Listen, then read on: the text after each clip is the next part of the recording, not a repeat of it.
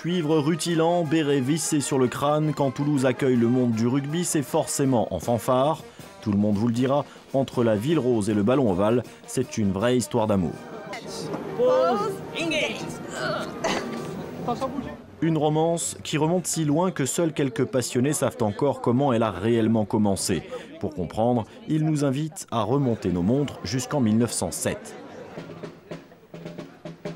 Le rugby, comme on sait, est arrivé en France par les ports et souvent grâce aux étudiants.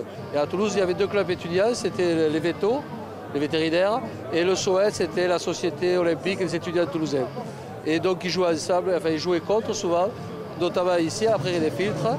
Et en 1907, ils ont décidé de s'unir et ils ont fait le stade toulousain.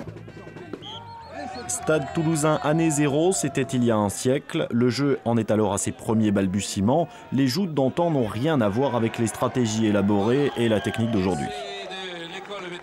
C'est plus près du foot que d'autre chose, ouais, parce qu'il y a beaucoup de jeux au pied, le hors-jeu était beaucoup moins net, donc à ce moment-là, c'était tout à fait notre sport.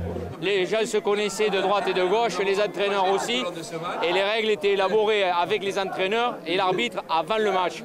Donc il n'y avait pas vraiment des règles, et les règles étaient décidées au moment du match.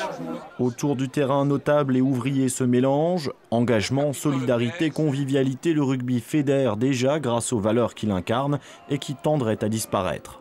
Le professionnalisme a amené le sport sur d'autres voies, mais je crois que dans les rugby des villages encore, il y a le même esprit qui existait à cette époque-là.